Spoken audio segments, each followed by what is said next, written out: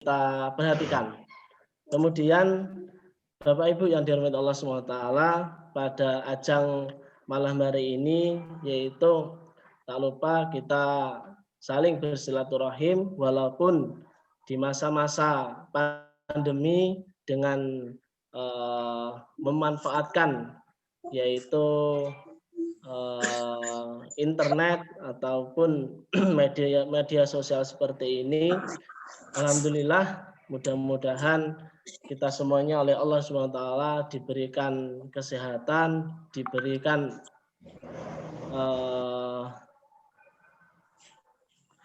yaitu ilmu yang bermanfaat nanti sehingga kita bisa mendidik anak-anak kita menjadi anak yang soleh dan solehah. Terima kasih. Mudah-mudahan ilmu yang disampaikan oleh Ustadz Yuli Sugarto ini nanti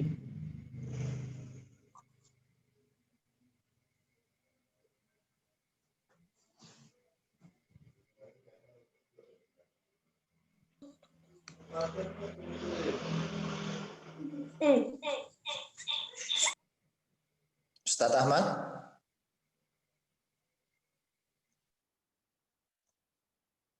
Monggo dilanjut Ustadz Ahmad.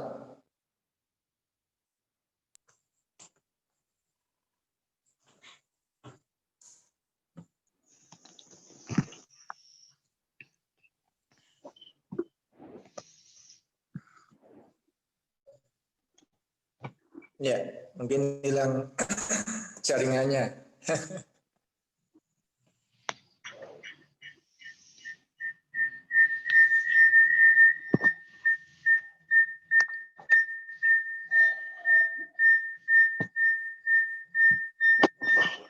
Aduh.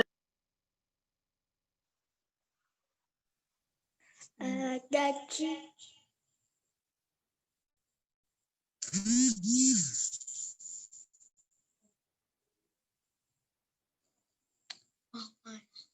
Suwi. Gitu. Tak guna mulai yang dua.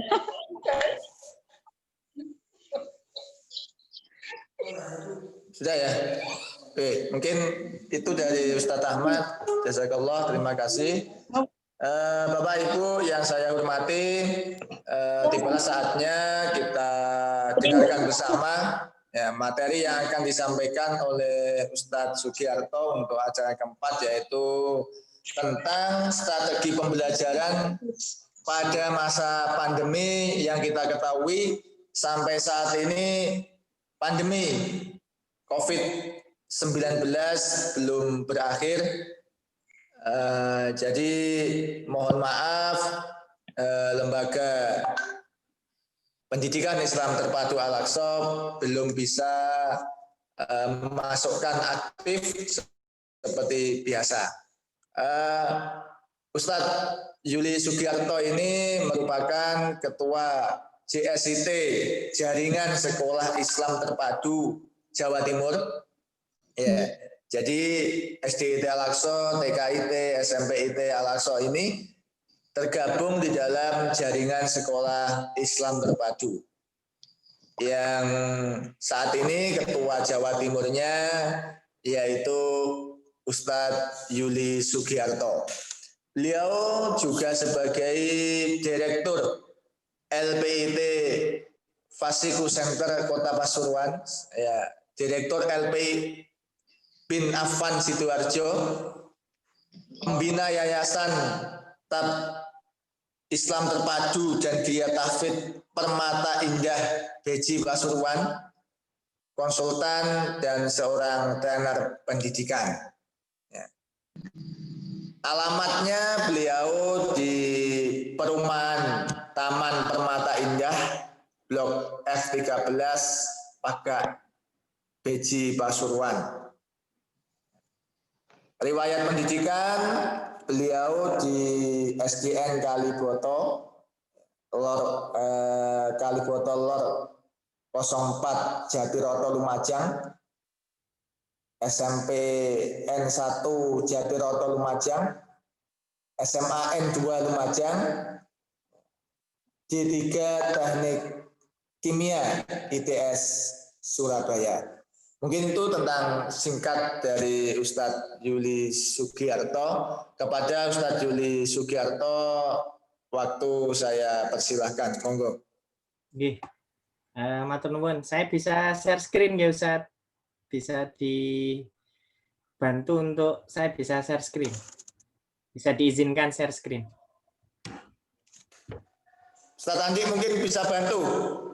Ustadz Edi, ini saya pakai HP. Pak Edi. Ustadz Edi bisa dibantu nggih? Untuk share, saya mau share screen. Sebentar Ustadz. Ya. Ustadz Andi dihubungi dulu Ustadz Edi. Baik, sambil menunggu monggo Ustadz. Saya mulai ya. Bismillahirrahmanirrahim. Assalamualaikum warahmatullahi wabarakatuh. Waalaikumsalam warahmatullahi wabarakatuh. Alhamdulillah. Alhamdulillahirabbil alamin. Wassalatu wassalamu ala asrofil anbiya'i wal mursalin. Sayyidina wa maulana Muhammadin wa ala alihi wa ashabihi ajma'in, amma ba'du.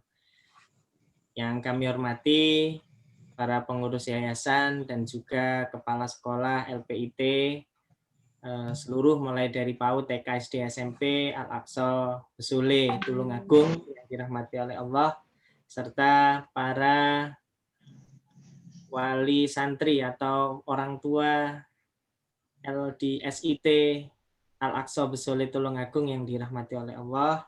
Alhamdulillah hari ini dengan izin Allah kita semuanya bisa bertemu, bisa berkumpul ya, bersilaturahim meskipun melalui screen to screen ya, tidak langsung bersentuhan, tidak langsung bertatap muka, tetapi bertemunya lewat dari screen to screen.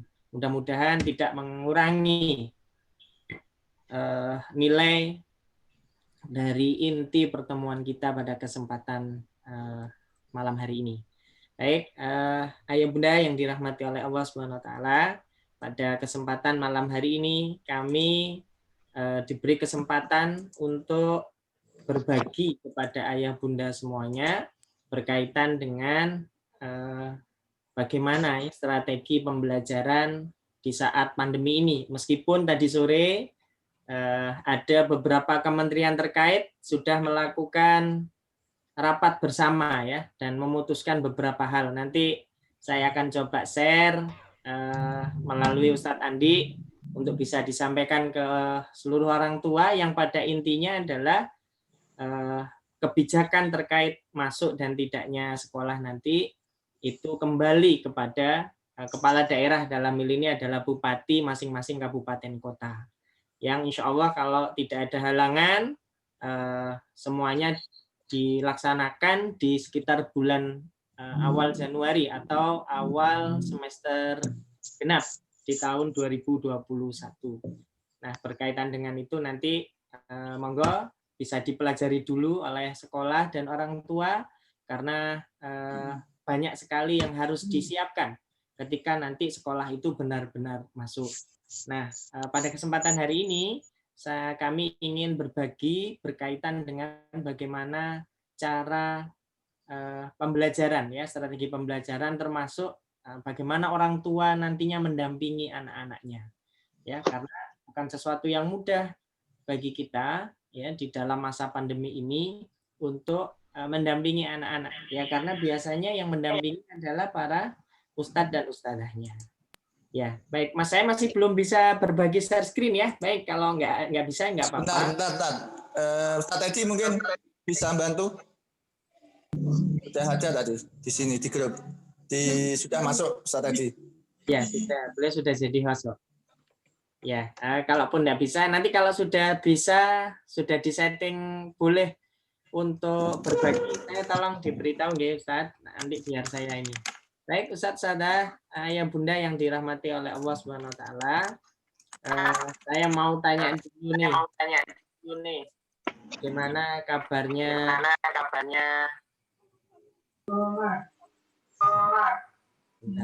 Alhamdulillah. Biasa, Allahu Akbar. Alhamdulillah. Ustaz Andi, saya jadikan antum ke host lagi ya. Sudah saya bantu settingkan untuk saya bisa share screen ya. Oke. Saya kembalikan ke antum ya, ke hostnya ya. Ampun. Nah, saya sudah bisa. Antum sekarang host. Baik. Saya tadi coba bantu. Mohon dibantu di mute.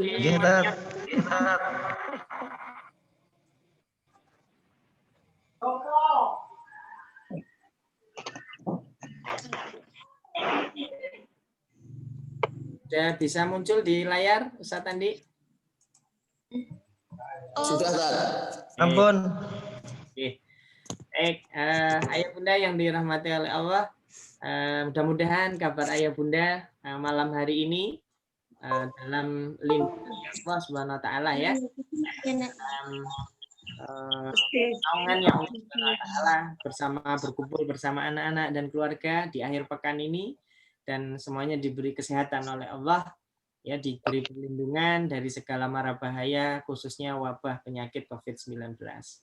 Ayah bunda yang dirahmati oleh Allah, kita tentu berhenti untuk senantiasa bersyukur kepada Allah, ya. Hari ini, kemarin, bahkan besok kita harus senantiasa bersyukur. Harus keluar dari lisan kita ini adalah kalimat thayyibah, ya, yang berupa kalimat hamdalah sebagai rasa syukur kita kepada Allah Subhanahu wa taala. Karena apa? Kita oleh Allah diberi hari ini selain nikmat iman Islam, nikmat sehat, nikmat ukhuwah, ya, kita diberi karunia oleh Allah, terutama ayah bunda diberi karunia anak-anak yang solih. Diberi karunia oleh Allah anak-anak yang sehat, ya, qurrata a'yun, yang membuat kita, ya, menjadi senang hati ini ketika, atau bergembira ketika kita melihat anak-anak kita. Nah, ayah bunda yang dirahmati oleh Allah SWT, ya, mudah-mudahan pertemuan ini adalah dalam rangka kita saling sharing, saling belajar agar menjadi orang tua yang terbaik, ayah bunda yang terbaik buat anak-anak kita, bukan hanya untuk hari ini tapi untuk di masa-masa yang akan datang. Dan saya berdoa mudah-mudahan kita semuanya karuniai anak-anak yang solihah, anak-anak yang berbakti kepada orang tuanya dan siap untuk menjadi pemimpin untuk bangsa dan negara ini di masa yang akan datang. Ayah bunda, selalu saya awali, ya, ketika saya memberikan seminar atau nasihat, ya, kepada diri saya pribadi khususnya, saya selalu teringat dengan ayat yang insya Allah ayah bunda juga hafal dengan ayat ini. Allah Subhanahu wa taala berfirman dalam surat At-Tahrim, ya, ya ayyuhalladzina amanu qu anfusakum wa ahlikum naro.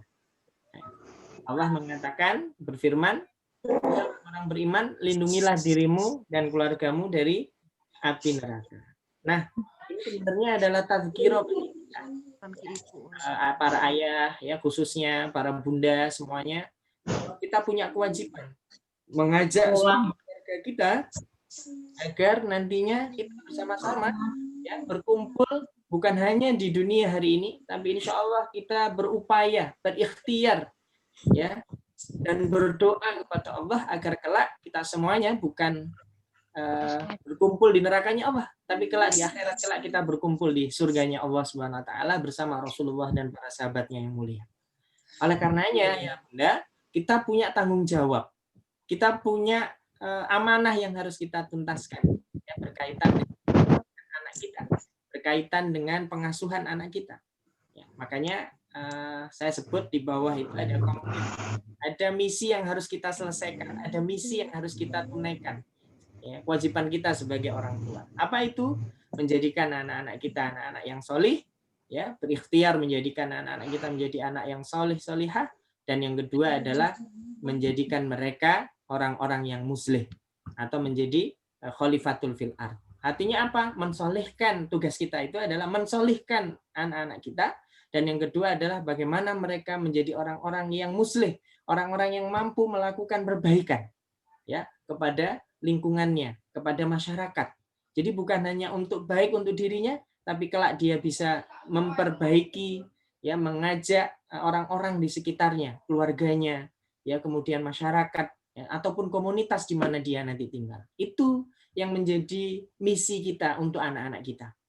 Memastikan mereka mendapatkan pendidikan dan pengasuhan yang terbaik, ya, sehingga mereka menjadi anak-anak yang solih, mereka mencintai Allah dan Rasul-Nya, mereka mau membaca Quran, menghafal Quran, yang mentadaburi Quran dan mengamalkan Al-Quran, dan mereka mau untuk menjadikan ayah bundanya itu sebagai bakti mereka, ya, membaktikan diri mereka untuk kedua orang tuanya, menjadi anak yang berbakti kepada orang tuanya. Nah, ya bunda yang rahmati oleh Allah, itulah kenapa pentingnya peran kita sebagai orang tua, ya, ayah dan bunda bagi kita dalam membersamai mereka selama kita diberi kesempatan untuk membersamai mereka di saat kita masih diberi kehidupan oleh Allah Subhanahu wa taala. Nah, ayah bunda yang dirahmati oleh Allah, hari ini ada tantangan secara global, ya, di pendidikan kita. Bukan hanya di Indonesia, tantangan ini berlaku untuk seluruh negara-negara yang ada di dunia ini, baik itu di belahan bumi Eropa, Asia, Amerika, ya, dimanapun di bumi ini itu memiliki tantangan global pendidikan yang sama. Ya, saya mengambil, ya, menyadur dari draft tentang roadmap masa depan yang dibuat oleh Kementerian Pendidikan dan Kebudayaan Indonesia, ya, dalam salah satu pembukaan sebelum membuat draft roadmap itu, apa yang dilakukan, ya, ternyata kalau kita lihat, ya, secara global, ya, ada perubahan-perubahan secara menyeluruh, ya, terjadi di semua negara. Apa itu? Adalah perubahan teknologi. Kemudian terkait dengan sosiokultural, dan yang ketiga adalah perubahan secara lingkungan.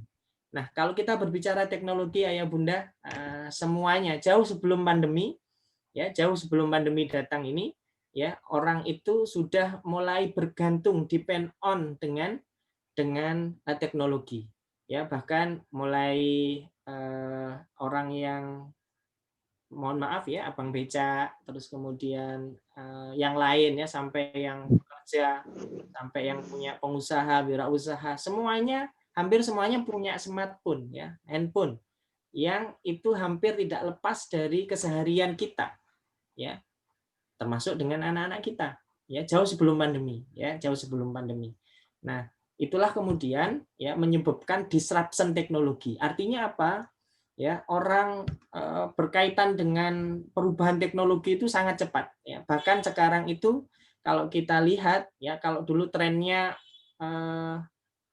orang jualan HP itu butuh waktu paling cepat itu 1 tahun, ya, untuk kemudian ganti HP. Nah, hari ini tiap bulan, ya, atau 3 bulan atau 2 bulan sekali itu launching produk baru.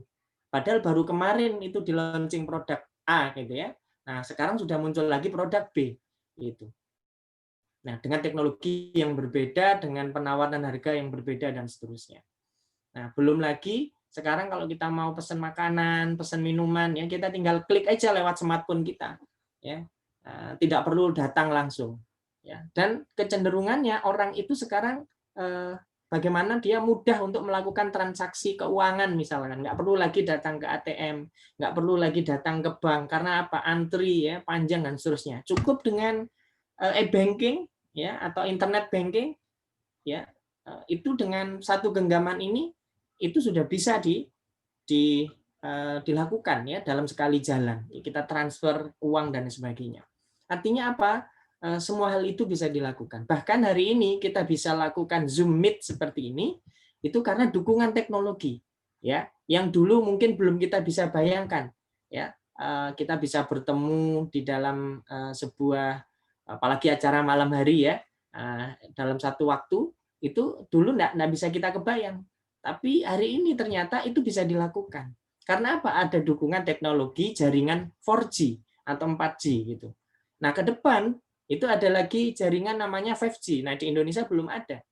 Teknologinya itu akan mendukung seperti apa? Ya, bisa jadi nanti pertemuan kita bukan lagi screen to screen seperti ini, tapi kita muncul 3 dimensi, ya. Jadi saya bisa hadir di rumahnya Bapak Ibu, ayah bunda semuanya, atau di sekolahnya Ustadz Andi dan teman-teman. Nah, itu saya bisa hadir di situ ya, secara 3 dimensi ya, bukan screen to screen lagi ya. Jadi bisa tampil secara 3 dimensi dibantu semacam alat LCD ya. Kalau sekarang ada LCD untuk presentasi, nanti ke depan bisa lebih dari itu. Dan itu sudah ada prototipenya, itu sudah ada contoh produknya, dan mungkin baru terbatas digunakan pada kalangan tertentu ya, dan itu sudah ada ya. Nah, ini belum lagi dengan yang lain-lain ya, dengan ada marketplace yang dulu mau buka warung butuh modal besar, sekarang kita mau buka warung cukup aja di rumah, lalu kita kerjasama dengan salah satu aplikasi yang ada, orang bisa pesan makanan datang ke rumah kita ya. Jadi Gojek dan Grab dan lain sebagainya itu akan datang ke rumah kita untuk pesan makanan gitu, ngambil makanan yang dipesan oleh konsumen. Padahal kita nggak punya warung, tapi kita bisa punya warung-warung yang virtual, yang itu bisa diakses oleh pelanggan, oleh user. Nah, ke depan seperti ini yang akan terjadi, termasuk di dalam pendidikan. Ya, jauh sebelum pandemi ini datang, ya, yang baru melakukan pembelajaran jarak jauh seperti ini adalah hanya ini ya, apa namanya, yang di sekolah terbuka di UT itu rata-rata menggunakan seperti ini dengan sistem berbasis LM Learning System ya, LMS namanya, Learning Management System. Ya, yang itu sekarang harusnya ke depan harus dimiliki oleh sekolah-sekolah Islam terpadu. Untuk apa? Memudahkan komunikasi antara sekolah dengan orang tua. Itu, ya. Nah, belum lagi dengan sosiokultural dan lain sebagainya. Nah, ini akan mempengaruhi kehidupan kita di dalam semua segmen, termasuk di dalam pendidikan kita. Nah, hari ini ya Bunda, selain adanya perubahan terkait dengan teknologi dan lain sebagainya, kita juga masuk di dalam kondisi krisis dan pandemi, ya, di mana sekarang ya sekolah dan rumah itu punya peran masing-masing. Ya, kalau sekolah karena PJJ, pelajaran jarak jauh, pembelajaran jarak jauh, live screen, ya, jadi hands on, ya, jadi hanya bisa bertukar pikiran saja, ide dan gagasan saja. Sementara di rumah, ya, dengan orang tua itu real life, ya, bersentuhan langsung. Ya, terutama para bunda ya, ibu-ibu yang mungkin tidak ada aktivitas kerja di kantor atau di luar rumah, ya mereka akan membersamai anak-anaknya real life yang selama ini itu dihandle oleh guru. Tentu saya yakin itu akan menjadi sebuah hal kebiasaan baru yang cukup menyulitkan bagi orang tua. Ya, karena biasanya di rumah pagi hari karena tidak ada anak-anak di rumah, hari ini hampir setengah tahun terakhir ya, mulai bulan Maret sampai kemudian bulan November hari ini itu beralih ya, ada di rumah pagi hari ya, dan itu merubah perilaku anak-anak kita ya, termasuk kita ya.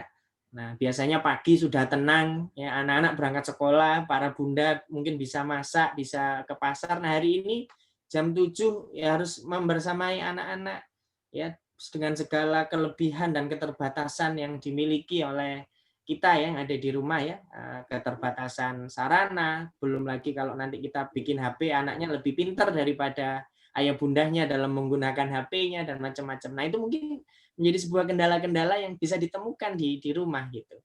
Nah, itu menjadi sebuah hal yang harus apa yang kita lakukan dengan kondisi seperti itu gitu ya. Nah, yang bunda yang dirahmati oleh Allah Subhanahu wa taala, nah, artinya apa? Pembelajaran daring itu dengan kondisi di atas ya, apalagi di masa pandemi ini adalah sebuah keniscayaan. Ya, sebuah keharusan ya. Karena apa? Ya, salah satu ciri pembelajaran abad 21 itu sebenarnya kita singkat menjadi 4C ya, critical thinking, komunikasi, collaboration dan kreatif. Artinya apa? Pembelajaran daring itu harus multitasking.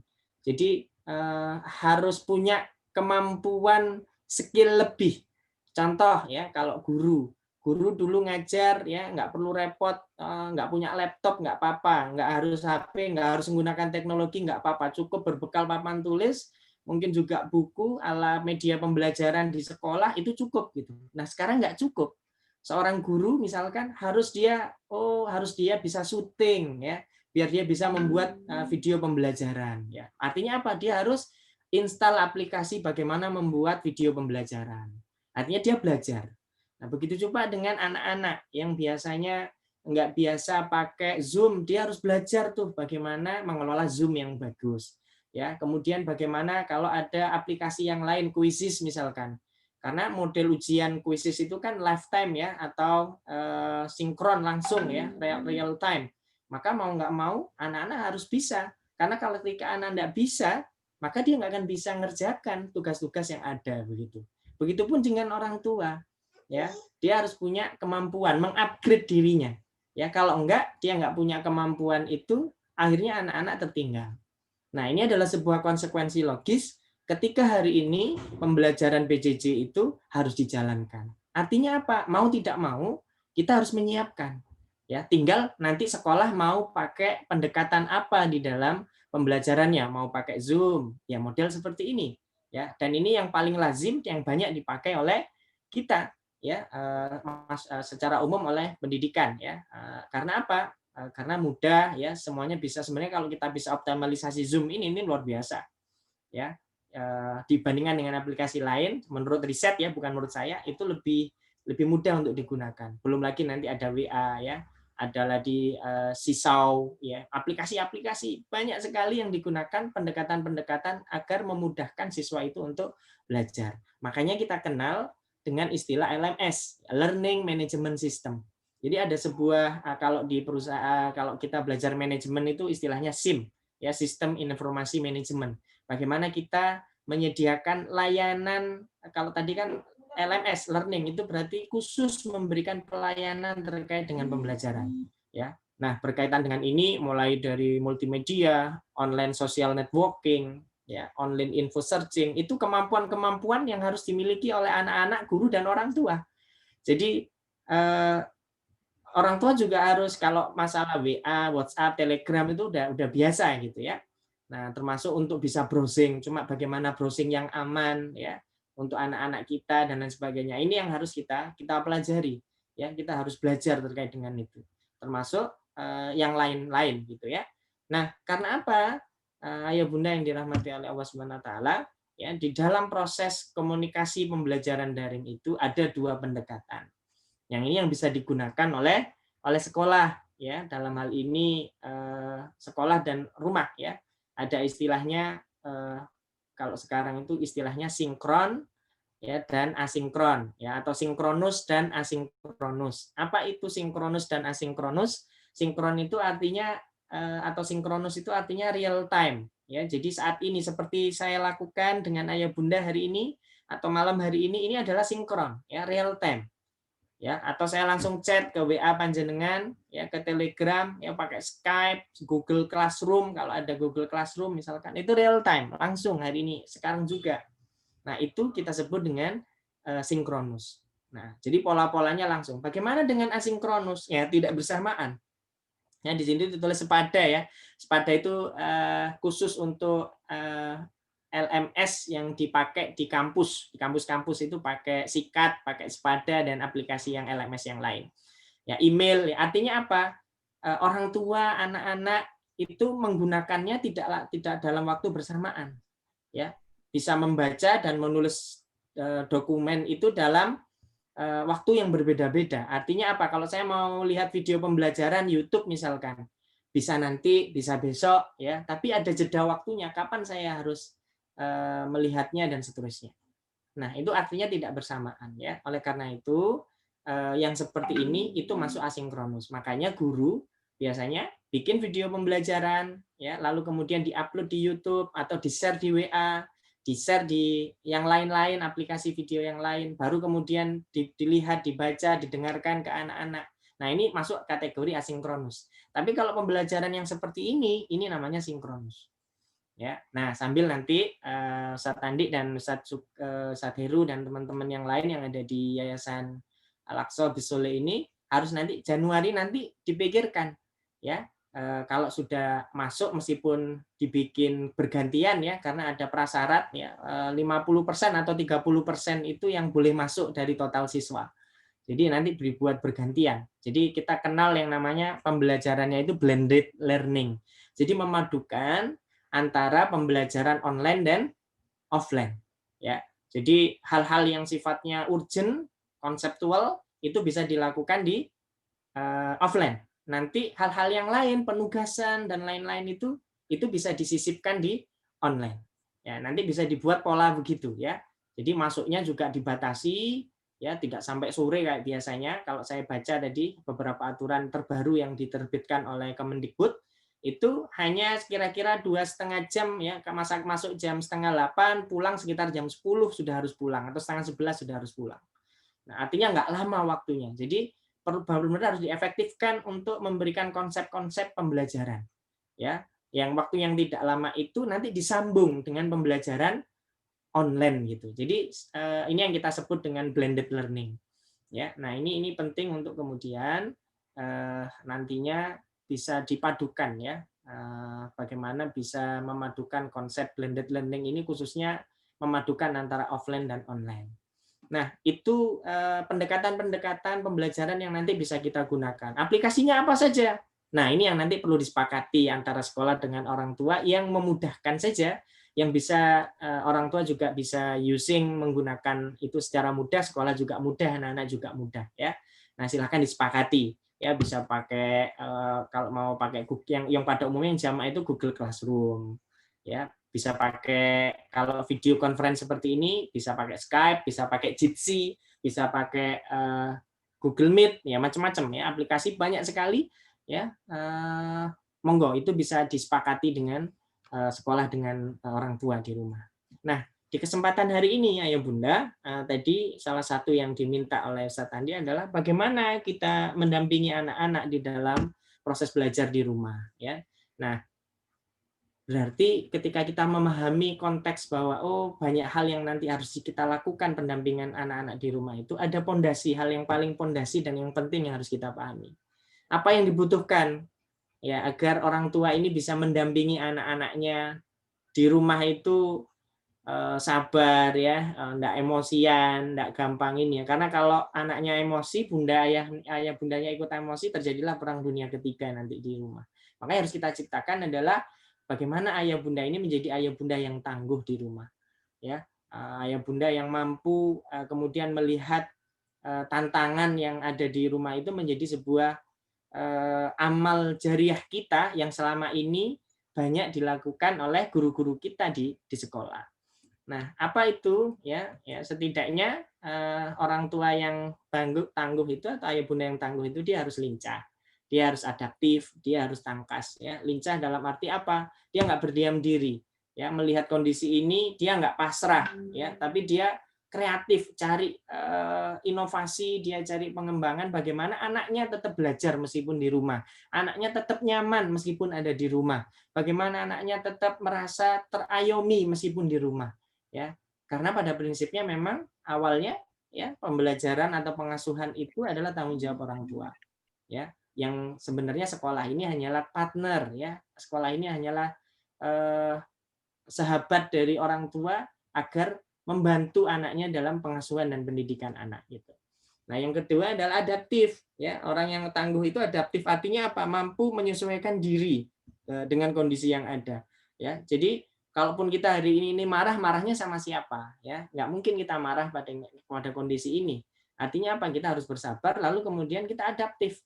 Ya, kita cari celah, ya kita cari hal-hal yang sebisa mungkin kira-kira untuk mencari solusi dari segala hal yang menjadi kesulitan dan tantangan anak-anak ataupun kita ataupun sekolah ya, kita cari solusinya bareng-bareng ya. Termasuk yang ketiga adalah ketangkasan ya. Jadi tangkas ya, bisa mencari solusi-solusi dalam kehidupan. Nah, ya Bunda, next apa yang harus dilakukan ya ketika kita mendampingi anak-anak pembelajaran di rumah? Maka untuk ke sana ya Bunda, saya ingin ayah Bunda harus bisa menjadi ayah Bunda yang dia tidak hanya menjadi orang tua biologis ya, tapi dia juga menjadi orang tua yang ideologis. Biologis artinya anak kita lahir dari rahim, kalau saya rahim istri saya ya. Nah, itu harus kebutuhan terkait dengan jasa dianya, kebutuhan ini itu sudah hal yang lumrah begitu. Tetapi kita tidak hanya ingin dia semata-mata keturunan biologis, tapi dia harus menjadi ya keturunan secara ideologis. Ya. Maksudnya bagaimana? Ya, artinya ayah bunda, keturunan ideologis itu kita harus memahami ya tumbuh kembang ya dari anak kita, terutama perkembangan anak kita dari sisi sosialnya, dari sisi psikologinya, ya. Nah, itu yang juga harus kita memahami, karena kalau kita tidak memahami secara tumbuh kembang anak, ya bagaimana kita nanti bisa mendampingi anak-anak kita. Oh, ternyata karakteristik anak usia PAUD ya di bawah 5 tahun ini seperti ini. Nanti anak usia 7 tahun ke atas itu seperti ini ya, anak remaja ya itu seperti ini. Nah, itu butuh pemahaman. Kita harus memahami sebagai orang tua. Agar apa? Agar kita tidak salah dalam mengasuh dengan anak-anak kita. Nah, itulah cara bagaimana kita bisa menjadi ayah yang ideologis. Yang seperti apa? Ya, kita harus menjadi orang tua yang bisa ya memahami ya prinsip-prinsip pengasuhan ya, menggunakan kurikulum pengasuhannya Allah. Ya, apa itu? Yang pertama adalah ya orang tua ya mengasuh anak itu ya harus memahami prinsip. Apa prinsip yang pertama? Ya, anak adalah amanahnya Allah. Ya, anak itu adalah amanahnya Allah. Jadi kalau amanah itu adalah sebuah ibaratnya Allah itu menitipkan kepada kita, lalu kita jaga, ya kita penuhi ya kewajiban-kewajiban kita kepada anak-anak kita. Hingga kelak nanti suatu saat ketika mereka di akhirat, mereka itu adalah sarana bagi kita untuk masuk ke surganya Allah. Sebaliknya bukan sarana untuk masuk ke nerakanya Allah. Nah, itu anak adalah amanah Allah. Ya, maka kita harus jaga sebaik-baiknya. Ya. Yang kedua adalah anak adalah takdir Allah. Jadi nggak bisa kita pilih, oh aku pengen anakku sing koyok iku gitu ya. Kita nggak bisa milih ya, karena itu semuanya adalah takdir Allah. Artinya ketika itu sudah menjadi ketentuan Allah, ayo ya apa yang menjadi ketentuan Allah kita rawat, kita asuh, kita didik sebagaimana ya Allah dan Rasul-Nya ini memberikan gambaran bagaimana cara kita mengasuh anak-anak kita sesuai dengan tumbuh kembangnya. Yang ketiga, dipertanggungjawabkan bahwa apa yang nanti kita lakukan kepada anak kita itu semuanya dipertanggungjawabkan di sisi Allah Subhanahu wa taala.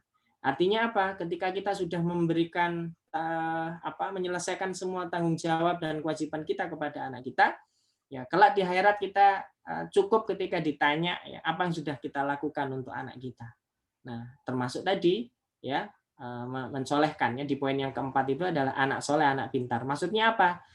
Tugas kita yang utama itu mensolehkan dulu ya, bukan memintarkan, tapi mensolehkan dulu. Karena ini adalah bekal mereka nanti di akhirat nanti.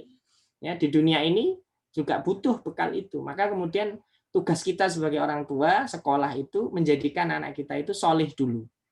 Ya, insya Allah pintar itu akan mengikuti. Karena apa? Ketika dia sudah menjadi anak yang soleh, dia akan menemukan jati dirinya, sehingga dia sebagaimana menjadi orang yang pembelajar yang baik, ya menjadi orang yang tangguh dalam belajarnya. Dia itu akan temukan dalam dirinya. Insya Allah anak-anak yang sudah tangguh, anak-anak yang sudah bisa menemukan dirinya mandiri, dia akan bisa belajar sebaik-baiknya. Itu ayah bunda ya. Jadi soleh dulu ya, baru kemudian pintar begitu. Artinya apa? Itu yang menjadi prioritas ya, menjadi prioritas kita di dalam mendampingi ya anak-anak kita begitu. Nah, ayah bunda yang dirahmati oleh Allah Subhanahu wa taala, selanjutnya adalah ikhtiar bukan hasil. Artinya apa?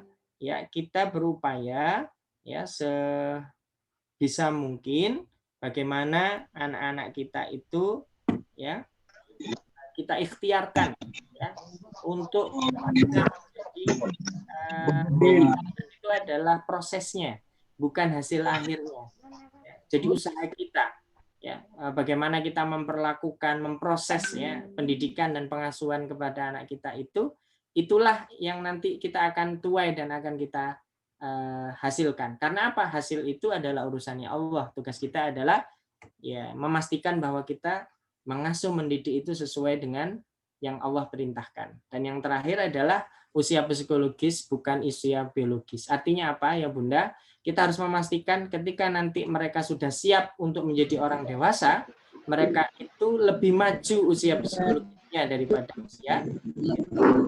Nah, ini yang menjadi tanggung jawab kita ya di dalam mengasuh anak-anak kita. Nah, selanjutnya apa ya Bunda? Ya, untuk menjadi ayah Yang pertama tadi adalah bagaimana menjadi ayah dan bunda yang hebat. Yang kedua ini adalah bagaimana bisa menjadi ayah dan bunda juara.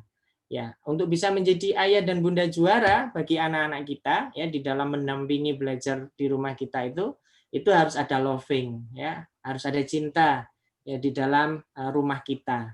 Ya, dari kita untuk istri dan juga untuk pasangan kita dan juga untuk anak-anak kita ya. Yang pertama itu kuncinya adalah loving. Yang kedua adalah coaching dan yang ketiga adalah modeling. Ya, jadi agar kita sukses mendampingi anak-anak kita ya menjadi ayah bunda yang juara itu 3 hal ini yang harus kita lakukan ya, loving, coaching dan modeling. Nah, loving yang pertama ya sebelum kita mau bisa memberikan cinta yang terbaik buat anak-anak kita, maka cara terbaik yang harus kita lakukan adalah dengan cara apa? Loving itu yang pertama adalah mencintai diri sendiri. Dan cara untuk mencintai diri sendiri itu adalah yang paling bagus adalah ya mentuntaskan hutang-hutang pengasuhan. Ya, jadi kita hari ini ya karakter kita hari ini masing-masing kita di usia 30, 40, 50 ya, bahkan ada yang sudah mungkin 60 ya. Nah, karakter yang melekat hari ini di dalam diri kita itu sebenarnya ada deposit ya, ada hutang ya, golden period ya antara 0 sampai 15 atau 18 tahun. Jadi ada hutang pengasuhan karena bisa jadi dulu orang tua kita mengasuh kita itu ada yang loss sehingga muncul pribadi-pribadi yang mungkin itu menjadi hutang pengasuhan kita hari ini ya. Misalkan kita orang tipenya itu tipe orang yang nggak mau tahu gitu ya, nggak sabaran. Nah itu kan salah satu mungkin tipikal karakter yang dalam bahasa saya itu belum tuntas gitu ya. Ya, artinya tidak bisa mengendalikan emosi dan seterusnya. Harusnya kalau kita tuntas itu bisa kita kerjakan gitu. Ya, oleh karena itu cara terbaik untuk mencintai diri sendiri itu atau loving untuk diri sendiri itu adalah dengan cara apa? Memperbaiki hutang-hutang pengasuhan kita. Makanya dicek nih ya, apa yang kurang ya. Makanya cara terbaik adalah dengan cara bercermin ya, bukan untuk selfie ya kalau di HP, tapi untuk melihat apa sih diri kekurangan saya. Nah, itulah yang kita harus perbaiki. Ya, hutang-hutang pengasuhan itulah yang kita harus terapi, ya, harus kita tuntaskan. Ya, yang belum baik, ya, yang belum bagus, ya, yang terkait dengan diri kita itu yang harus kita selesaikan. Nah, itu yang pertama ya Bunda berkaitan dengan loving, mencintai diri sendiri dengan cara apa? Memperbaiki diri. Ya. Nah, yang kedua adalah loving yang kedua itu adalah mencintai pasangan. Ya, dengan cara apa? Ya, karena dalam konsep kita ini adalah ayah itu adalah pakaiannya bunda dan bunda itu adalah pakaiannya ayah. Artinya apa? Kita harus saling memahami dengan pasangan kita. Ya, dan ini mestinya tuntas ya di awal-awal pernikahan. Karena ketika hubungan antara suami istri atau pasangan itu harmonis, itu berpengaruh kepada anak-anak kita. Ya, jadi kalau diri kita tuntas nih, ya, diri saya tuntas, terus dengan pasangan tuntas, itu ketika datang masa pandemi anak-anak di rumah itu insya Allah selesai gitu. Ya, karena kita sudah tuntas dengan diri kita juga sudah tuntas dengan pasangan kita. Nah, tinggal kita bagaimana kita menyelesaikan ya hutang loving itu kepada anak-anak kita. Makanya agar permasalahan di rumah itu tuntas, maka kita harus mentuntaskan ya, merefleksikan, memperbaiki diri kita. Lalu kemudian yang kedua adalah memperbaiki hubungan ya kaitannya sama mencintai pasangan ini dengan cara apa? Dengan cara saling memahami kelebihan dan kekurangan masing-masing. Ya, dikomunikasikan yang bagus ya, hal-hal yang mungkin selama ini kita belum tahu dari karakter pasangan kita, dari situlah dikomunikasikan untuk kemudian diselesaikan bersama-sama. Dan cukup antara 0 sampai 5 tahun ya, itu harusnya sudah selesai di masa-masa awal pernikahan. Nah, ketika itu sudah terlewati, ya setidaknya tinggal hanya sedikit saja, bukan tidak ada lagi terkait dengan saling memahami pasangan, tapi setidaknya itu sudah mulai terkikis habis, ya menyisakan sedikit saja. Nah, itulah cara nantinya akan memudahkan kita ketika kita menghadapi masalah-masalah di rumah. Gitu. Nah, yang ketiga barulah kita setelah loving diri sendiri, loving pasangan, yang ketiga adalah loving anak-anak. Dengan pendekatannya apa? Dengan cara 5K. Kita membangun kehangatan dengan anak-anak kita. Ya, jadi nggak ada ceritanya ayah itu nggak bisa memberikan kehangatannya kepada anak-anaknya. Harus wajib ya, baik anak laki-laki maupun anak perempuan. Ya, harus membangun kedekatan. Ya, jangan sampai ada jarak antara kita dengan anak kita. Meskipun bisa jadi mungkin ada ibundanya atau ayahnya yang kerjanya mungkin di luar kota dan seterusnya. Tapi itu tidak membangun menghilangkan interaksi kedekatan antara anak dengan orang tua. Apalagi di zaman seperti ini, ya dengan teknologi seperti ini kita bisa telepon. Kalau dulu hanya bisa dengar suaranya, sekarang kita sudah bisa lihat wajahnya. Ya, kapanpun, ya, jam berapapun bisa kita lakukan untuk bisa hanya sekedar bertanya tentang kabar dan perasaan anak kita hari ini. Nah, itu untuk membangun kedekatan, ya. Itu. Jadi kalau kaitan sama kedekatan itu kaitannya sama untuk membangun bonding, membangun kedekatan bukan hanya secara physically, tapi kedekatan hati. Ya, karena kalau kita sudah punya kedekatan hati dengan anak-anak kita, itu akan memudahkan kita berkomunikasi dengan anak-anak kita. Ya, sehingga bisa merasakan cinta yang kita berikan, ya. Kemudian selanjutnya adalah kelekatan, ya, keterikatan dan keterlibatan. Nah, ayah bunda yang dirahmati Allah Subhanahu wa taala, nah ini ada tips sederhana, ya, bagaimana cara agar anak itu merasa dicintai oleh kita orang tua. Ya, jadi anak itu secara umum sih sebenarnya ini bukan hanya untuk anak tapi untuk pasangan juga, ya. Itu bisa kita cek nih nantinya dengan 5 pendekatan ini kira-kira kita coba nanti tanya ya pada anak kita atau kita lihat atau sama pasangan kita, suami kita atau istri kita cek tuh.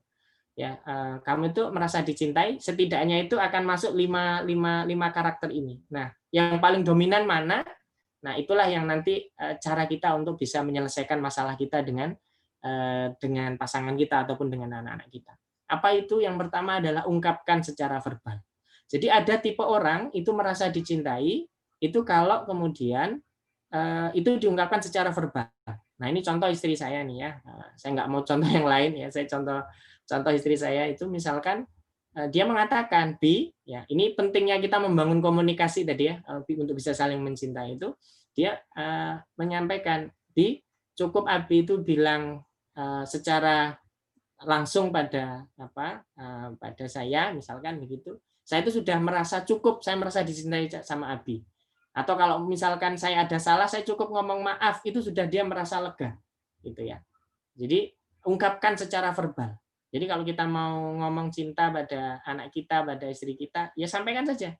Ya, Bunda, Abi sayang sama Bunda. Meskipun mungkin bundanya katakan dia tipe ini ya, mungkin dia membalasnya mau Bunda apa namanya Abi gombal ya, palsu misalkan. Tapi dengan sebenarnya dia senang dengan dikatakan seperti itu. Luluh sudah dengan begitu. Nah, ini kita perlu memahami karakteristik ya, anak-anak kita, pasangan kita itu masuk kategori yang mana ketika dia merasa diperlakukan, dicintai itu pengennya yang seperti apa. Nah, tipe yang pertama adalah diungkapkan secara verbal. Ya. Nah, karena ini penting ayah bunda, karena kalau ada tipe anak kita yang itu diungkapkan secara verbal, sementara yang mengatakan itu bukan orang-orang pertama yang mengatakan tentang ungkapan cinta itu bukan dari rumah, artinya bukan dari ayah dan bundanya, dia akan dapatkan dari orang lain, ya maka bisa jadi dia akan luluh lantak apa hatinya ya, kemudian jadi naudzubillah min dalik, misalkan anak kita jadi pacar ya, pacaran dan akhirnya macam-macam. Nah, ini yang kita tidak inginkan. Karena apa? Kita berharap kalimat cinta itu muncul pertama kali dari siapa? Dari orang di rumah. Jadi ketika ada orang nanti di luar dia mengatakan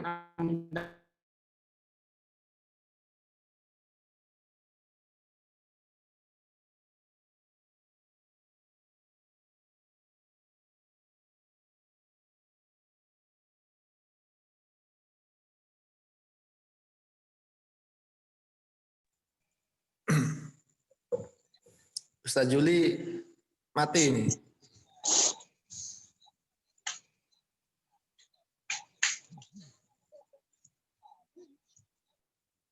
Ustaz Juli.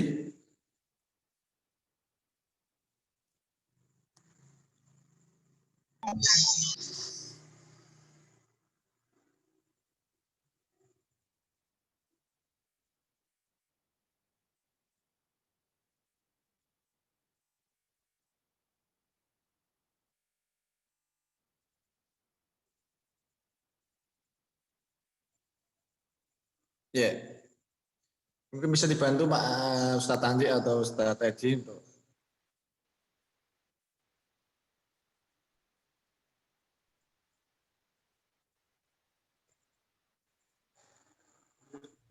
Mohon maaf ya, saya terpental ini tadi. Saya lanjut ya. Ya, yang kedua ya. Yang kedua adalah ya sentuhan ya, pelukan dan ciuman. Jadi ada karakteristik ya tipe-tipe di mana manusia atau anak kita ataupun pasangan kita itu senang kalau disentuh ya, dipeluk gitu ya. Dia langsung luluh lantak gitu. Ya, sehingga ketika makanya saya ini terutama kalau saya pada anak saya coba praktek ya. 2 anak perempuan, saya punya anak 4. Yang nomor 2, 3 ini kebetulan perempuan. Itu tipenya itu adalah tipe sentuhan dan pelukan. Misalkan nih kakaknya sama adiknya yang sama-sama perempuan ini bertengkar gitu. Bertengkar itu akhirnya satunya ngambek. Ya, misalkan pagi. Ini kan saya ada anak 4 yang nge-zoom itu 5 orang. Saya, istri, dan 3 orang anak saya ini pakai Zoom. Jadi satu rumah itu isinya Zoom semua. Ya, pagi hari itu aktivitas jam 7 pagi itu nge-zoom semua. Nah, biasanya ini kakak perempuan sama adik perempuan ini rebutan, misalkan ya, rebutan. Nah, rebutan apa mau pakai laptop atau mau pakai HP gitu ya. Nah, padahal sudah kita ini atur gitu. Nah, ketika ada salah satu ini ngambek ya, biasanya marah gitu ya. Ayo Kak belajar, nggak mau gitu ya. Nah, karena saya tahu dia adalah tipe yang senang dipeluk, saya peluk dia. Ya, ayo sama Abi gitu. Sudah enggak apa-apa, saya puk-puk punggungnya, kemudian saya cium keningnya. Jadi anak yang solihah ya nak. Nah, insya Allah Kak Ais ini, ayo sama Abi. Saya peluk dia, saya antar lagi ke tempat meja di mana dia biasa belajar gitu. Mau, tapi meskipun ngomong nggak mau, tapi dia mau sebenarnya. Sambil jalan dia itu malu ya, tapi dia mau. Karena dia memang tipe sentuhan dan pelukan. Setelah itu ya selesai, berhenti nangisnya, dia belajar lagi gitu. Terus selesai. Ya, nah, karena dia tipe itu gitu. Sama termasuk dengan anak saya yang kedua ini. Bangun pagi itu dia kalau minta dipuk-puk atau dicium baru dia bisa bangun. Nah, karena tipe yang kedua ini. Nah, kita harus memahami itu ya. Kemudian yang ketiga adalah waktu yang berkualitas. Ada tipe anak itu atau pasangan itu merasa dicintai, dia bukan tipe orang yang senang diomongin secara verbal, dia juga bukan tipe orang yang senang disentuh, ya, tapi dia tipe yang ketika dia ngomong itu didengerin. Ya. Jadi ketika ada pasangan saling ngomong gitu ya, atau dengan anak kita itu merasa dicintai kalau abinya itu ketika dijak ngomong tuh nggak dihadapin. Nah, dia merasa dicintai kalau abinya itu mau ngomong sama dia atau bundanya ngomong sama dia itu ngomongnya secara face to face gitu ya, nggak berpaling gitu. Nah, dan itu dibutuhkan waktu yang berkualitas ya, komunikasi yang karena tipe-tipe seperti ini unik ya. Nah, termasuk dengan pasangan kita. Nah, coba cek gitu ya. Mungkin ada yang bukan tipe ini gitu atau tipe yang atasnya. Nah, yang keempat adalah memberikan hadiah ya, tipe yang memberikan hadiah pada anak-anak sesuai dengan kebutuhannya ya, nah yang dia sukai. Nah, ini penting kita untuk memahami hobi dan seterusnya. Nah, selanjutnya adalah memberikan pelayanan. Nah, ini tipe dia merasa dicintai kalau dilayani. Nah, berkaitan dengan semua tipe ini ya Bunda. Nah, silakan cek anak-anak kita itu yang dominan yang mana. Kalau semua ya berarti bisa 5 halnya bisa kita jadikan pendekatan untuk menyelesaikan masalah-masalah dia gitu. Ya, termasuk dengan pasangan kita. Nah, ini loving yang pertama, mencintai diri sendiri, mencintai pasangan, dan yang ketiga dalam mencintai anak-anak kita ya. Nah, selanjutnya ya Bunda yang dirahmati coaching. Jadi kan untuk menjadi ayah Bunda juara itu adalah loving coaching yang kedua. Nah, coaching ya, coach atau pembimbing atau pelatih terbaik anak-anak kita itu adalah ketika dia memahami tahap perkembangan anak. Nah, ini penting ya Bunda. Ya, kita perlu untuk memahami ya tahap perkembangan anak usia sekian tadi itu kita harus memahami. Makanya ayah bunda harus punya itu buku tumbuh kembang anak. Ya, biar kita tahu oh kebutuhan anak saya usia sekian tahun ini loh yang dibutuhkan. Ya, secara jasa dia ini, secara kognisi ini ya, secara psikologi ini yang dibutuhkan. Nah, itu yang harus kita pelajari sehingga ketika kita membersamai anak-anak kita sudah paham tuh bagaimana cara ngomong dengan anak kita yang usia remaja, dengan anak usia yang masih TK ataupun dengan anak usia SD. Nah, sebenarnya ini ya Bunda tidak harus menunggu masa pandemi ya. mau pandemi atau tidak, ini sebenarnya berlaku, termasuk tadi. Ya, karena apa? Itu menjadi sebuah hal yang mutlak yang harus dipahami oleh kita orang tua, ya, dalam membersamai dan membina dan mengasuh anak-anak kita. Ya, dan cara yang paling baik, ya, pelatih yang terbaik itu adalah dengan memahami tahap perkembangan anak. Jadi orang tua, termasuk guru itu juga harus memahami. Ya, kalau guru yang nggak paham tahap perkembangan anak, itu nanti nggak bisa melakukan adaptasi yang baik dengan anak-anak. Ini penting ya buat juga para guru. Kenapa? Ya, Fatihakan itu ya dalam memberikan hafalan kepada murid-muridnya itu yang dihafal bukan hanya tentang hafalan Quran, bukan hanya tentang hafalan hadis. Yang ketiga itu yang diminta untuk selalu dimurojaah itu adalah pada murid-muridnya itu adalah hafalan hafalan tahap perkembangan anak. Nah, itu ya, bukan hanya Al-Quran, hadis, tapi yang ketiga ini Ustadz Fatihakan ini beliau mengatakan yang harus dimurojaah itu adalah tahap perkembangan anak pada murid-murid dan santri-santrinya. Itu. Artinya Ustadz Yuli, mohon maaf. Waktunya 10 menit lagi. Cukup Ustaz, cukup. Jadi ayah bunda, kalau kita sudah memahami tahap perkembangan anak, nah, kita akan menjadi ayah bunda yang memiliki high quality, kualitas yang tinggi dari sisi ilmu, ya kita memiliki, dari sisi waktu kita punya. Nah, dari situlah kemudian kita berharap kita bisa menjadi motivator, fasilitator, instruktur, mentor, konselor, dan entrepreneur dari anak-anak kita. Ya, kita bisa melatih mereka karena kita tahu potensi anak kita apa, ya, perkembangan anak kita yang dibutuhkan apa, sehingga kita bisa menjadi fasilitator, kita bisa menjadi motivator untuk anak-anak kita, meskipun itu di rumah. Yang selama ini bisa jadi fungsi ini itu banyak dilakukan oleh guru-guru di sekolah. Nah, ini sekilas ya kita dalam mendampingi anak laki-laki, ayah bunda yang punya anak laki-laki ya, di usia 0-7 tahun itu yang paling berperan adalah butuh bunda, ayah dukung di belakang. Ya, karena disitulah dia harus mendapatkan cinta, rasa aman dan nyaman dari orang tuanya. Di usia 7 sampai 12, 14 tahun, masuki masa remaja, SD sampai SMP. Nah, disitulah ayah yang harus di depan, bunda mundur selangkah. Ya, jadi di saat inilah anak itu belajar tentang kepemimpinan, ya, banyak hal. Dari siapa? Dari ayahnya, ya, dari ayahnya. Nah, selanjutnya ya bunda, baru di masa dewasa dia butuh mentor. Nah, mentor ini adalah pihak ketiga, ya, yang dia harus magang dan sebagainya. Perempuan juga sama, ya, dengan anak laki-laki. Tinggal nanti kalau untuk ajarkan keperempunan itu untuk dengan bundanya, kalau laki-laki dengan ayahnya tadi. Nah, yang ketiga adalah modeling, ya. Jadi ada loving, coaching, dan modeling. Yang ketiga ini adalah berkaitan dengan bahwa anak-anak kita, ya, lahir itu mengenali. Dia memodel itu dari suara. Jadi kenapa masih dalam kandungan atau anak usia dini itu sering didengarkan Al-Quran, sering diajak berbicara baik oleh ayah dan bundanya. Karena apa? Anak itu mengenali kita itu dari suaranya. Makanya di usia-usia itu, ya, anak-anak yang masih batita, ya, masih ini harus juga sering kita ceritakan, ya, kisah-kisah. Ya, karena dia akan mengingat terus, ya, suara-suara itu, ya, nasihat-nasihat atau kisah-kisah yang kita harus ceritakan kepada anak-anak kita. Nah, oleh karena itu dia memodelingnya dari suara. Kalau untuk anak balita, dia memodelingannya dari tubuh besar. Artinya apa? Di saat itulah anak-anak balita ini akan memodeling, mengcopy paste apa yang dilakukan oleh orang dewasa. Disitulah dia akan mengcopy paste. Jadi kalau orang dewasa di sekitarnya suka marah, dengan ekspresi marah, ya di sesering itu pula dia akan mengekspresikan marahnya. Ya, sama, ya. Jadi copy paste gitu.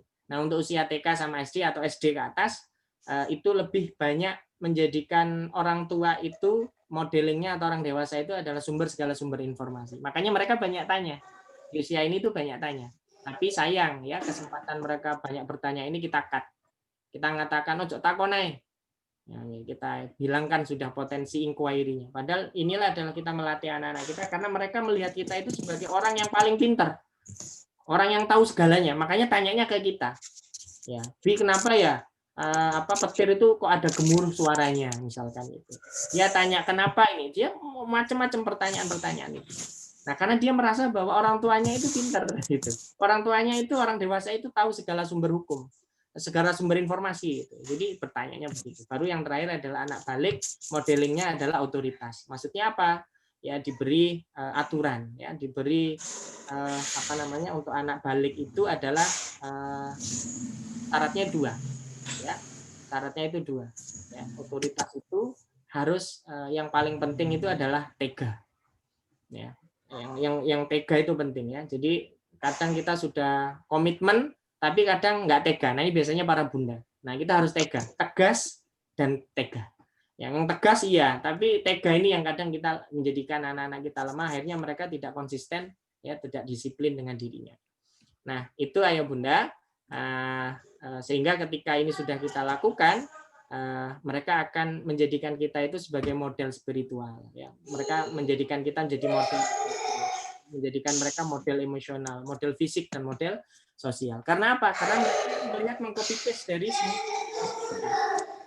Nah, itulah kenapa kemudian yang ketiga, ya, agar anak-anak kita pembelajaran di rumah itu sukses, perlu sinergi antara orang tua, sekolah, dan lingkungan. Ya, nah, orang tua membuat roadmap-nya, ya, desainnya seperti apa, ya, sekolah menyediakan ruang-ruang untuk kemudian mengembangkan, ya, apa yang harus dibantu agar anak-anak ini sesuai dengan roadmap apa yang sudah diharapkan oleh orang tua. Ya, nah, ini yang harus dilakukan, ya, sinergi besar. Nah, kira-kira itu Ustaz Andi. Terima kasih. Sementara nanti bisa dilanjutkan dengan diskusi, dan nanti kalau ada yang mau sambang ke Facebook monggo, ke Instagram monggo, atau ada yang mau tanya-tanya silahkan, itu nomor HP-nya. Dari saya cukup, saya kembalikan ke Ustadz Heru. Assalamualaikum warahmatullahi wabarakatuh. Waalaikumsalam warahmatullahi wabarakatuh. Jazakallah Ustaz Yudi Sugiharto yang sudah memberikan materi yang luar biasa kepada kita, sehingga pada saat ini dan seterusnya mudah-mudahan kita semua bisa melaksanakan pembelajaran yang efektif, yang efisien, untuk menjadikan anak-anak kita menjadi anak-anak yang solih dan solihah, insya Allah seperti itu. Mungkin tadi sudah dipaparkan banyak hal kepada kita semua yang tentunya pada masa pandemi ini sesuatu yang abnormal, tetapi ini ke depan mungkin tetap akan dengan berkembangnya teknologi ini, ya, memang pembelajaran nanti akan berkembang juga, tidak hanya melalui tatap muka langsung di sekolah, tetapi ketika mereka pun di rumah itu pun tetap dalam pembelajaran, dalam masa pantauan, insya Allah seperti itu. Mungkin ayah bunda pada malam hari ini itu tadi materi yang disampaikan dari Ustadz Juli. Kalau ada pertanyaan monggo dibuka Pak Andi, 1 atau 2 penanya kalau ada dari Bapak Ibu wali santri atau Bapak Ibu guru SDIT, SMPIT atau TKIT Al-Asoh, saya beri kesempatan untuk bertanya 1 atau 2 pertanyaan. Monggo. Ustaz Andi mungkin bisa dibuka semuanya.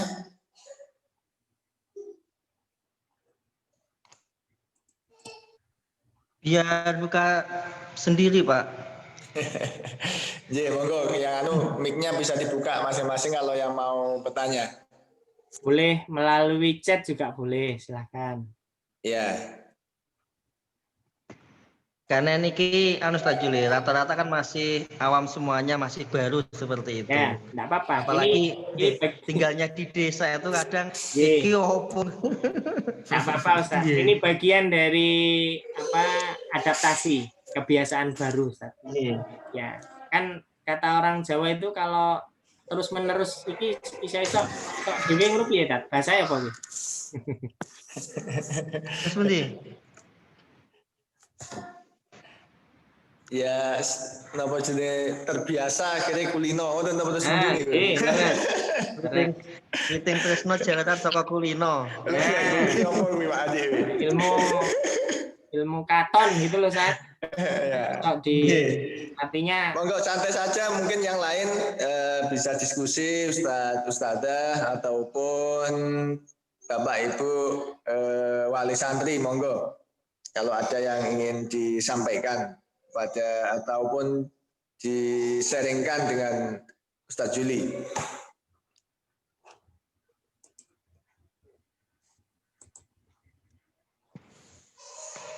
Ya. monggo di unmute aja Ayah, Bunda kalau mau ditanyakan silakan. Ya, tadi sudah banyak sekali yang materi mungkin pada malam hari ini kita terbuka wawasan kita Ustadz Juli. Mungkin seperti ini ya kondisinya sekarang dan mungkin ke depan sebagai orang tua ya itu harus kita memang kewajiban terbesar untuk mendidik memang kewajiban orang tua sekolah ini kan membantu gitu Ustaz ya. Benar. Ya, sekarang ketika dikembalikan kepada orang tua ya kita yang posisi masing-masing sebagai orang tua ya memang kondisinya sangat karena kurang persiapan juga kan ini itu kemarin kita hanya menjadikan pokoknya ya sekolah pagi sampai jam 2 sampai jam 3 pulang ya sudah itu pendidikannya anak-anak mungkin seperti itu. Oke. Ada chat masuk mungkin Ustaz. Sudah saya jawab. Ya. Jadi sharing pengalaman aja ini Ustaz ya, sharing pengalaman ya. Boleh ya saya sharing aja Ustaz ya, sambil nunggu kalau ada yang bertanya. Jadi Ayah Bunda, saya ini sampai pengen bisanya Zoom itu sampai mengikuti pelatihan yang gratis sampai yang berbayar.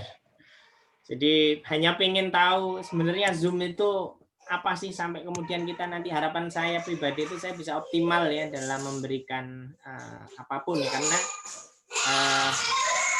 banyak sarana yang bisa dipakai gitu ya, optimalisasi. Di sini kita sebenarnya kalau Zoom itu bisa dimanfaatkan seperti kelas itu bisa kita bagi Ustadz, kita breakout room. Ya, jadi kalau kita belajar katakan kita mau di ruangan ini misalkan kita ada sekitar 80-an wali murid ya, kita mau jadi 4 kelas juga bisa. Gitu. Atau kita mau polling ya, saat ini juga kita juga bisa.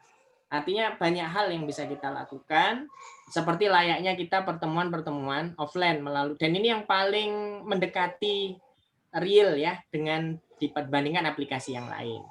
Nah, saya coba cerita pada kondisi pembelajaran anak-anak saya di rumah Ustaz. Jadi saya punya anak 4 yang aktif online itu 5 ya. Jadi ada anak saya SMP kelas 1, anak kelas 3, anak kelas 1 sama yang paling ini baru usia 3 tahun. Nah, kebetulan saya juga aktif di online, istri juga ngajar sebagai guru ya. Jadi yang saya lakukan Ayah Bunda biar anak-anak itu bisa terkondisikan karena kita semuanya aktivitas ada pekerjaan, maka yang saya lakukan adalah setiap kayak ini tadi hari Jumat ya, habis maghrib ya atau habis subuh saya kumpulkan anak-anak. Saya kumpulkan anak-anak, istri juga saya berkumpul, lalu kemudian saya ajak diskusi. Ibarat sebuah perusahaan itu atau organisasi kecil kan kadang butuh rapat ya. Nah, rapat dan lain-lain. Nah, itu saya ajak ngomong Ustaz semuanya. Saya tanya mulai yang dari ini kan saya tadi berbicaranya kita harus memahami tumbuh kembang anak ya tiap usia. Nah, ini anak saya yang nomor 2 dan nomor 3 ini kan usianya usia 6 sampai 8 tahun ya berdekatan. Dan itu member lah kalau kakaknya kan sudah remaja. Maka untuk anak saya yang nomor 2 dan nomor 3 ini yang saya lakukan adalah bukan langsung bertanya tapi saya sampaikan kakak Abi tawarkan, kakak pagi hari bangun tidur, ya bersih diri, siap-siap sholat subuh berjamaah, kemudian sholat jamaah sama Abi, ya sama kakak semuanya sholat jamaah, lalu lanjut Abi tilawah, kakak baca al-masurat dulu ya, baca al-masurat, lalu kakak silakan hafalan atau mengulang murojaah. Ya, masing-masing sudah seperti itu. Nah, itu saya lakukan, saya tawarkan. Nah, kalau mereka nggak mau, saya beri kesempatan. Kenapa kakak nggak mau? Nah, yang penting adalah deal dulu. Nah, artinya kegiatan kakaknya apa, adiknya apa. Ya, kalau kakaknya saya nggak model begitu. Saya bilang gini, silakan kakak bikin jadwal sendiri. Nanti presentasikan ke Abi yang sudah remaja ini. Nanti presentasikan ke Abi. Nanti Abi yang koreksi. Kita diskusi. Ya, kenapa Mas jadwalnya seperti ini, seperti ini. Nah, kalau adiknya kan masih belum bisa, ya kita pandu, kita bantu dengan mengisi jadwalnya masing-masing. Nah, ketika mereka sudah menemukan jadwalnya, tiap pagi itu sebelum ke mengamalkan jadwal itu, yang kedua saya membuat konsekuensi dan kesepakatan, ayah bunda. Jadi kesepakatan jadwal, yang kedua adalah konsekuensi.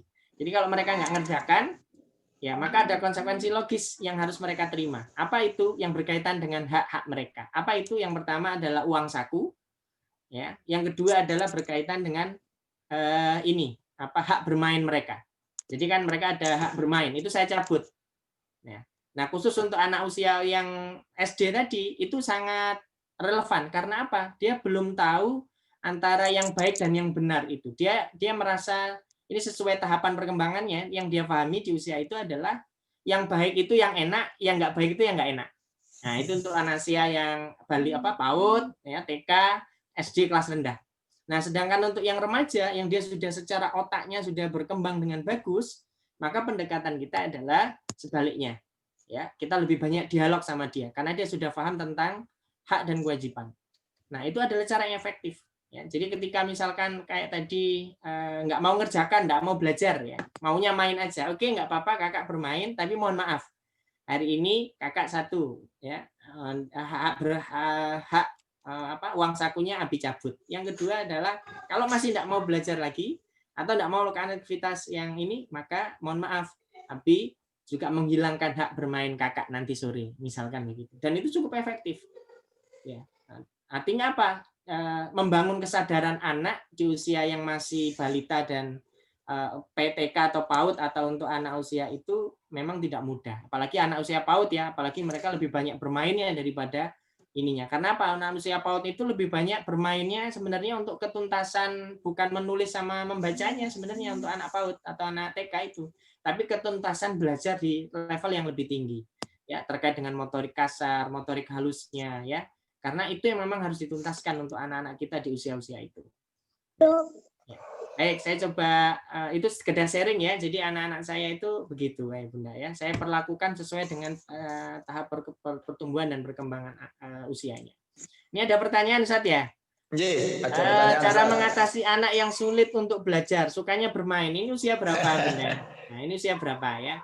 Kalau anak usia PAUD ya wajar, ya, karena memang usia-usia itu adalah usia bermain. Karena kalau di sekolah memang bermainnya itu sebenarnya bermain belajar. Ya, contoh misalkan mereka bermain ayunan, di rumah tidak ada ayunan. Ya, atau bermain pasir. Kenapa, San? SD. Oh, SD, ya. Santri dari SD. Oke. SD kelas berapa? Mas Wira, ya, Mas Wira kelas 1 ini. Nah, kelas 1 itu masih termasuk rendah, ya, Ustaz. Ya, jadi yang kita bangun anak-anak usia 7 tahun ke atas itu seperti kata Ali bin Abi Thalib itu bukan Ali bin Abi Thalib, ya. Artinya di usia 7 tahun itu seperti kita bermain layangan, Ustaz. Kapan kita harus tarik, kapan kita harus ulur. Artinya apa? Kita harus bikin rule-nya, kita bikin aturannya dulu. Ya, kesepakatan dengan mereka. Nah, membangun kesepakatan itu, aturan itu jangan hanya dari orang tua, tapi mereka dilibatkan dalam membuat aturan dan kesepakatan itu. Nah, kita mengendalikan mereka dengan aturan dan kesepakatan itu. Karena apa? Anak usia itu memang harus didirect melalui aturan itu. Ya, kita pagari melalui aturan itu agar mereka bisa tetap terarah. Jadi ada konsekuensi ataupun sanksi yang berlaku ketika mereka nggak mengamalkan aktivitas yang sudah disepakati bersama. Jadi energi ayah bunda itu nggak habis untuk ngomel, untuk marah-marah gitu. Ini kalau kita ini akhirnya jadi stres, ya. Kitanya yang jadi istilahnya akhirnya nggak konsisten, ya. Kasihan juga nanti ayah bundanya, ya, sudah pekerjaannya numpuk, ya, tertambahi dengan banyak beban-beban seperti ini. Nah, oleh karena itu yang harus kita ciptakan di rumah adalah kalau memang anak-anak boring ya dengan kan memang pembelajaran daring itu boring. Kecuali guru mampu kemudian mendesain ya pembelajaran itu menjadi pembelajaran yang menyenangkan. Nah, ketika boring itu ya jangan dipaksa anak untuk kemudian ini. Maka yang dilakukan adalah mengganti aktivitas tapi tetap terstruktur, tetap terarah ya Bunda. Ya. Ya, jadi dia harus diberi pemahaman. Oke, kakak boleh bermain ya, sampai jam berapa? Dibatasi. Mau 30 menit, 15 menit dibatasi. Oke, setelah ini selesai, kakak silakan kembali belajar. Jadi bukan kemudian nggak boleh sama sekali ya, tapi kita harus membuat rule ya, aturan-aturan. Boleh bermain berapa lama? Boleh istirahat berapa lama? Nah, itu yang harus kita mainkan ya, Bunda. Artinya kembalikan kepada aturan, makanya aturan itu harus kita buat di awal, kesepakatan. Dan cara yang paling efektif untuk membangun komunikasi itu adalah kalau saya pribadi, pengalaman saya pribadi adalah selesai sholat, baik itu habis sholat maghrib maupun sholat subuh, ya itu waktu yang tepat untuk berbicara dengan anak-anaknya ya. Nah, saya lupa tadi menyampaikan biasanya ya setelah saya setiap seminggu sekali minimal saya kumpul dengan anak-anak saya di akhir pekan biasanya hari Sabtu atau hari Jumat seperti ini saya akan tanya kira-kira coba kakak cek selama sepekan ini mana yang sudah kakak kerjakan dan mana yang kakak belum kerjakan. Atau kebaikan apa yang sudah kakak kerjakan dan kebaikan apa yang kakak belum kerjakan. Itu. Sama dengan adiknya. Silahkan kakak, Mbak Ara, yang anak-anak saya kan namanya panggilannya Ara. Mbak Ara coba seminggu ini hal kebaikan apa yang sudah dilakukan. Terus kira-kira hal apa saja yang menurut kakak harus diperbaiki. Nah, dan termasuk adiknya begitu. Nah, artinya jadi refleksi ya Bunda. Ya. Agar apa? Agar anak itu tahu, oh saya sudah sukses ini yang belum sukses, ini yang harus saya perbaiki. Nah, begitu. Itu yang harus kita lakukan.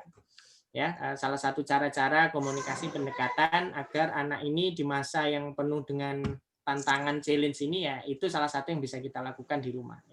Ya, selain dengan tadi ya aturan dan lain sebagainya. Terus ini terakhir ya. Ada dari itu pertanyaan terakhir monggo. Widi Astuti, Bunda Widi atau Bunda Widi nih ya? Ya, Bunda Widi ini anak wali santri dari kelas 2 dan kelas 5. Masya Allah. Kita ingin menjadi ortu juara, namun terkadang kita terkalahkan dengan kebersamaan mereka dengan teman-teman bermain game. Cara dari Ustadz agar anak merasa dicintai sudah diusahakan, terkadang masih kalah. Mohon pencerahan. Terima kasih. Masya Allah. Ya, ayo Bunda. Tadi seolah-olah terkalahkan ya dengan mereka seolah sudah punya komunitas sendiri ya dengan teman-temannya ya. Terutama mungkin ini anak yang sudah remaja ya. Jadi anak usia remaja itu biasanya mereka sudah mulai ingin memisahkan diri dengan kita ya orang dewasa. Contoh yang paling gampang tuh kalau ada anak laki-laki diajak ke pasar pasti nggak mau.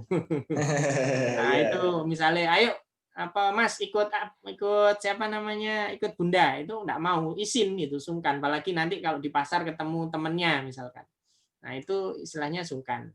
Nah ayo Bunda yang perlu kita lakukan ketika kita membersamai mereka ya artinya cinta kita seolah-olah terebut ya sebenarnya enggak ya Bunda ya yang perlu kita memahami adalah coba kita perlu kalau untuk anak usia yang kelas 5 itu sudah dekat dengan ini, kita perlu bicara dengan mereka, dialog. Ya, Mas, Mbak, kira-kira apa sih yang selama ini menurut Mbak sama Mas ya? Tapi ngomongnya berdua saja, Bunda, nggak usah, jangan bersama-sama ya. Tapi kita ngomong aja itu berdua dengan dia. Mas, Bunda bisa ngomong nggak gitu? Tapi ngobrolnya kita berdua. Atau kalau saya biasanya saya ajak makan bakso, Bunda. Ya, kalau ini senang bakso ya, nah, saya ajak makan bakso dia, gitu ya.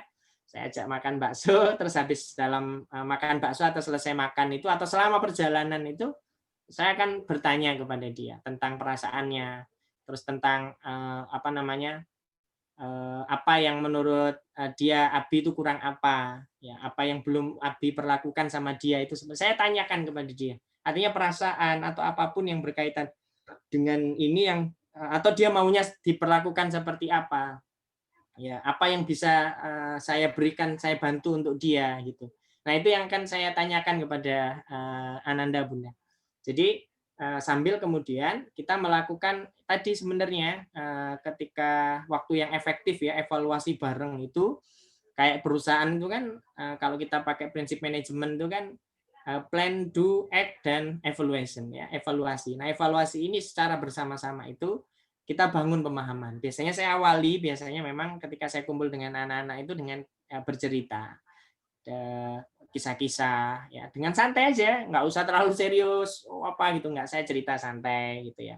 Lalu kemudian saya sampaikan, nah kita itu, nah gitu, kita ambil hikmah, kita ambil kesimpulan. Nah dari situ biasanya anak-anak timbul pertanyaan ya, karena mereka sudah mulai tertarik ya. Oleh karena itu bangun kedekatan ya. Bisa jadi Bunda kita memberikan cinta tapi mereka nggak merasa dicintai gitu. Karena bisa jadi apa? Cinta itu belum hadir karena belum ada bonding. Ya, belum ada ikatan hati yang begitu kuat ya. Maka yang harus kita bangun yaitu tadi membangun bonding. Ya, ikatan yang lebih kuat ya, merasa memiliki antara satu dengan yang lain. Ya, nah bisa jadi memang selain bahwa anak-anak kita itu yang dia sedang menuju masa remaja tadi ingin memisahkan diri. Nah itu alamiah saja ya Bunda, tapi insya Allah dia nggak, ya ini aja, dia pengen eksis saja dengan komunitasnya sebenarnya. Karena di usia itu dia pengen eksis, pengen diakui oleh komunitasnya. Nah itu hal yang wajar, yang lumrah saja sebenarnya Bunda. Bukan berarti dia kemudian ingin merebut cinta yang sudah Bunda berikan, enggak ya, enggak insya Allah. Ya cuman tinggal kita perlu arahkan, kita ingatkan dengan tadi itu, kita ajak dialog, sambil tetap kalau memang dibutuhkan rule atau semacam aturan itu kita lakukan. Yang terakhir tadi itu kita lakukan bonding ya, kedekatan ya dengan dia, dengan sesuatu yang aktivitas-aktivitas secara bersama yang dia suka, dia bisa, dan kita juga bisa. Nah, kira-kira itu Ustadz. Jadi salah satu pendekatan-pendekatan yang kita harus bangun ketika kita membersamai anak-anak kita. Alhamdulillah selama ini yang saya lakukan seperti itu, dan anak-anak selalu dekat dengan saya gitu. Anak perempuan saya juga dekat dengan saya, anak laki-laki saya juga dekat gitu ya. Bahkan anak saya yang laki-laki itu pun dia tipe orang yang senang disentuh. Ya saya sering dia cium itu keningnya, saya cium gitu ya. Kemarin selesai hafalan, tasmi Quran juz 30, saya cium keningnya. Saya bilang ke dia, "Nak, terima kasih ya sudah menjadi anak yang solih. Tetap jaga Al-Qur'an di dalam hatimu." Gitu. Nah, itu yang saya sampaikan sambil saya ucapkan terima kasih, sehingga anak itu merasa ini gitu, termasuk sama bundanya, ayo kita peluk bunda gitu, bareng-bareng gitu. Nah, itu artinya untuk membangun bahwa oh iya ada nuansa kehangatan yang kita ciptakan di rumah gitu Ustadz. Barangkali salah satu yang bisa dilakukan meskipun belum sempurna ya, saya punya quote ya, mulai dulu sempurnakan kemudian. Jadi silakan diawali dulu Bunda, tapi konsisten ya, terus menerus, jangan merasa kan ya sudah, kita cari yang lain ya. Nah, semuanya coba kita praktekkan satu persatu sambil kita mencari tahu apa yang dia paling senangi sebenarnya, itu ya yang paling mudah untuk bisa kita lakukan gitu Ustadz, insya Allah.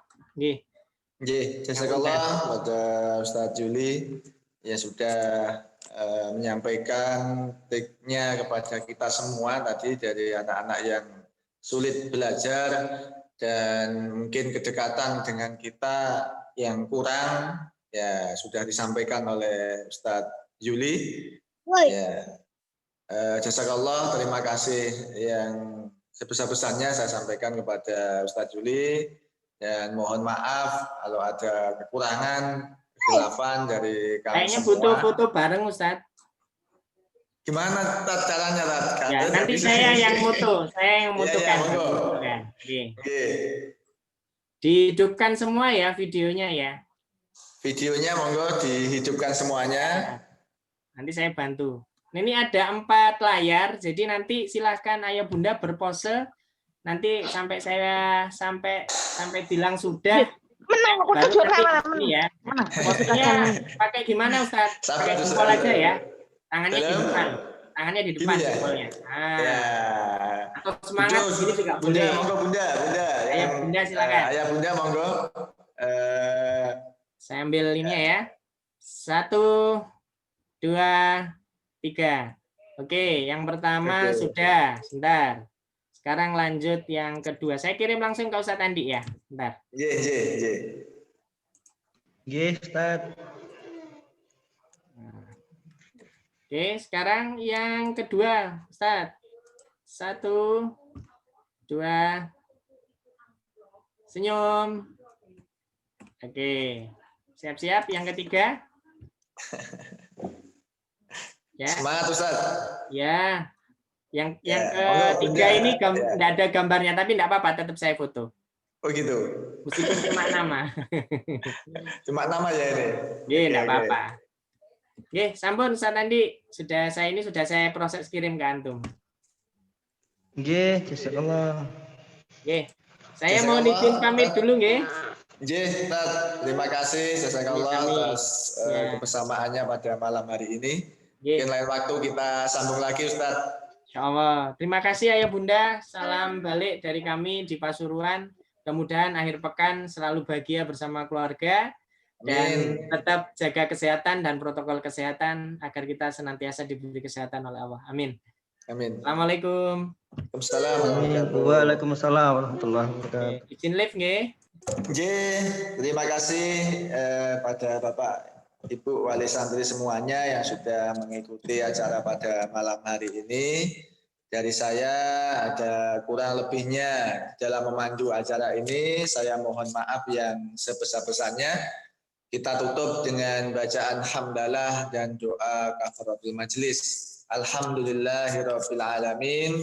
Alhamdulillahirabbil alamin. Subhanakallahumma wa bihamdika asyhadu an la ilaha illa anta astaghfiruka wa atubu ilaik. Assalamualaikum warahmatullahi wabarakatuh. Waalaikumsalam warahmatullahi wabarakatuh.